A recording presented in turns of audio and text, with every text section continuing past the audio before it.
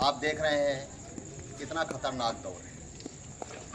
जो आदमी अपने हक और अधिकार की बात करता है उसका दमन किया जाता है। अब दमन करने वाली सिर्फ एक ही पार्टी है जिसको बोलते हैं एनडीए, भारतीय जनता पार्टी। उसकी विचारधारा क्या है? वोट डालो, राज करो, किसी को कोई अधिकार मत दीजिए। जब 2014 में वो आए तो उन्होंने नारा दिया, उत्तर प्रदेश में आए, बोले कि उत्तर प्रदेश की 25 करोड़ की आबादी है, 65% युवा है, बेरोजगार है, हम उसको 2 करोड़ लोगों को सालाना रोजगार दें। उन्होंने रोजगार नहीं दिया किसी को। जब बेरोजगार युवाओं ने विधानसभा का घेराव किया तो उनका स्वागत लाठियों की तड़तड़ाहट से हुआ। उसके बाद उन्होंने कहा कि गुरु जो शिक्षक होता है उसको हम अधिकार देंगे। उन्होंने अपनी पेंशन बहाली के लिए विधानसभा का घेराव किया तो उनका भी दमन कर दिया गया। महिलाएं, जो कार्यकर्ती महिलाएं थी, ठीक है, जो आशा बहुएं हैं और उसमें कार्य करने वाली हैं, उन्होंने जब कहा कि हमारा मानदेय बढ़ाया जाए तो उनके ऊपर भी जो है लाठियों की तड़तड़ाहट हुई, मुकदमे लिखे गए।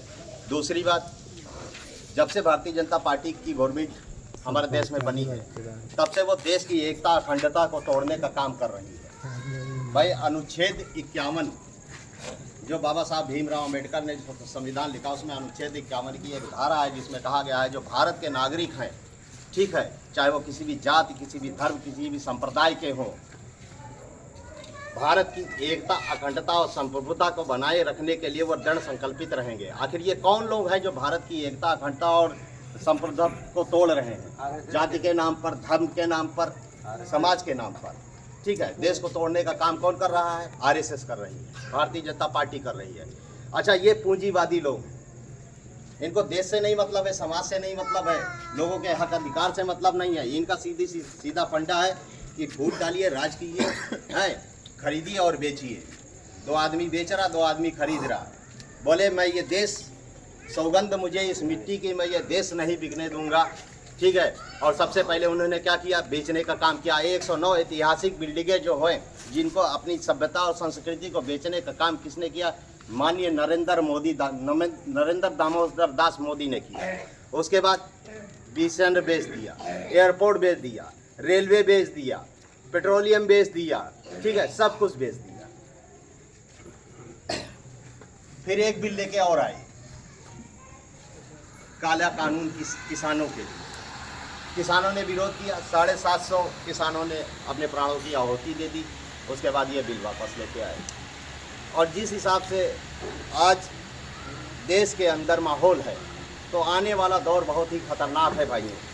अगर हम एकता के सूत्र में नहीं बंधे, जाति, धर्म, संप्रदाय के नाम पर हम लड़ते रहेंगे तो आने वाली पीढ़ियां हमको कोसेंगी। और ये बात मैं नहीं कहता हूँ, मैं कोट करता हूँ सुप्रीम कोर्ट के जज रंजन गोगोई जी को, जो 2019 में चीफ जस्टिस रंजन गोगोई जी ने जो कहा था मीडिया के सामने बुला के कि आने वाला दौर इतना खतरनाक है कि जो आज की गवर्नमेंट है वह देश की एकता, अखंडता को तोड़ने के साथ साथ देश को गुलामी की ओर ले जा रही है। और आने वाली पीढ़ियां कहेंगी कि जब देश गुलाम हो रहा था तो सुप्रीम कोर्ट क्या कर रहा था। तो इसलिए हम अपनी जिम्मेदारी उठाते हुए आज हम ये संदेश देना चाहते हैं, ठीक है।